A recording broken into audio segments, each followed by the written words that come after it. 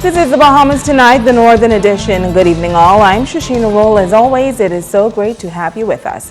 Topping news, Grand Bahama's agricultural sector could be on the verge of a boom. Minister of Agriculture and Marine Resources, the Honorable V. Alfred Gray, making an announcement today that could spark more interest in the field and strengthen the country's ability to feed itself. Cleopatra Murphy has the details.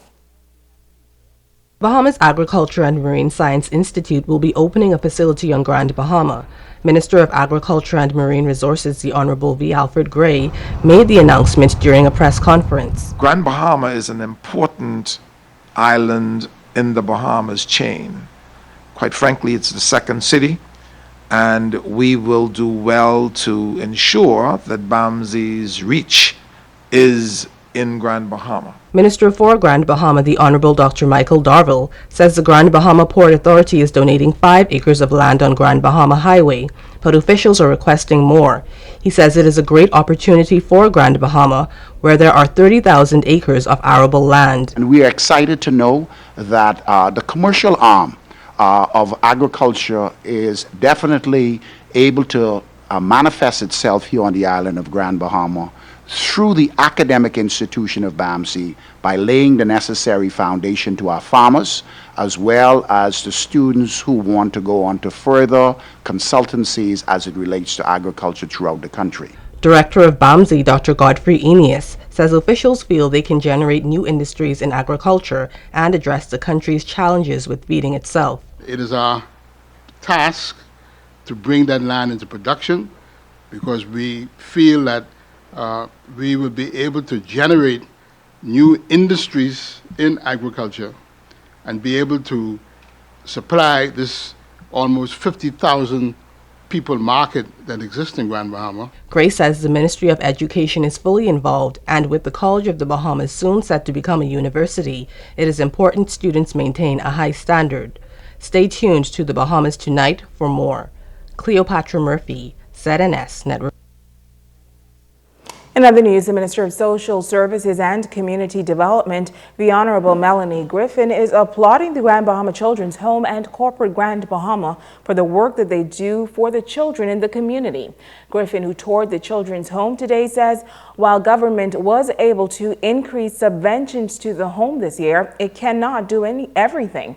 She says the Grand Bahama Children's Home serves a vital purpose, and government appreciates the efforts of its partners who provide a safe haven for children.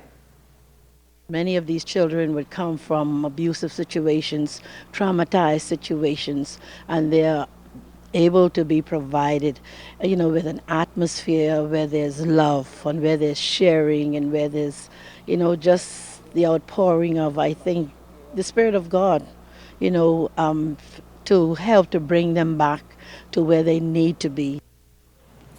The home that services Grand Bahama, Bimini, Abaco, Eleuthera, and sometimes New Providence currently has 30 children.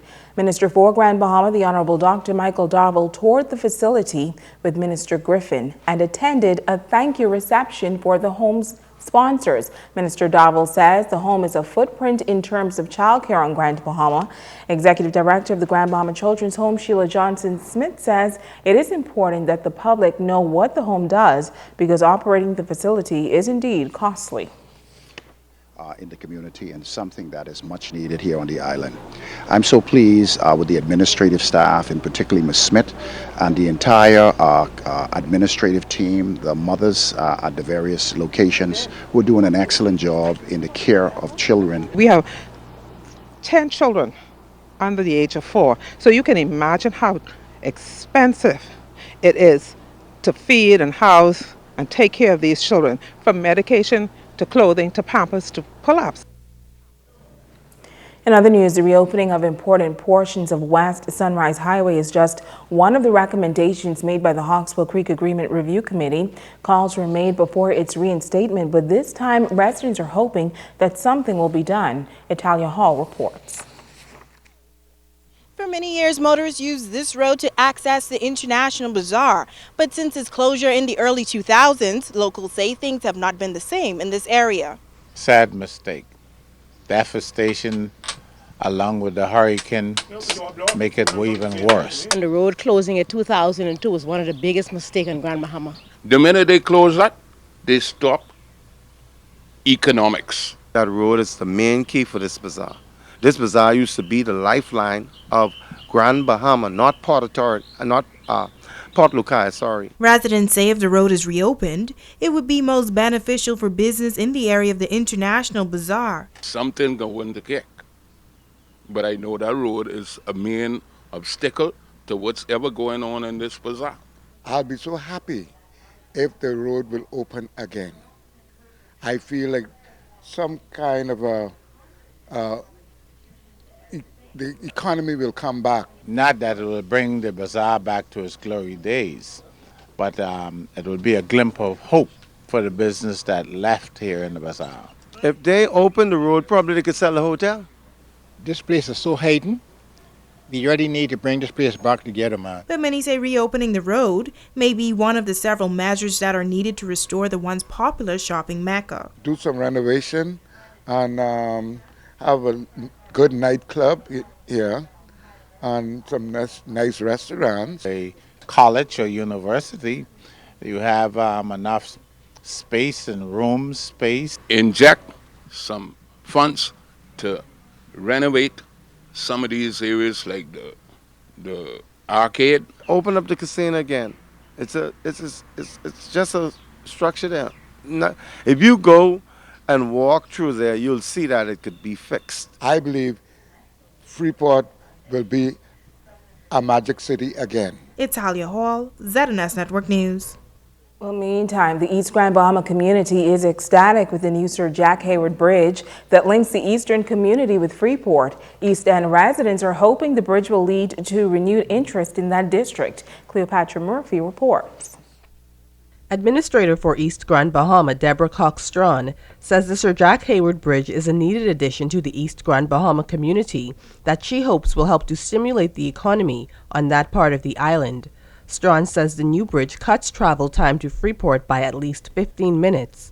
She hopes the ease of access will appeal to investors. It would also hopefully invite the younger people from the east end of Grand Bahama to come home and to open up businesses and to make their community vibrant and more economically stable. The administrator says the bridge also makes sense because East Grand Bahama has the land to facilitate development. Another resident, Peggy Higgs, is also hoping for increased activity in the quaint East Grand Bahama community. I hope that will be new development for our community. I'm looking forward to my first drive over the bridge. Resident Judith Ballou also appreciates the ease of access the new bridge affords and spoke of the potential impact it can have. It's easier to come from East End into Freeport and from Freeport back to East End, like one straight road.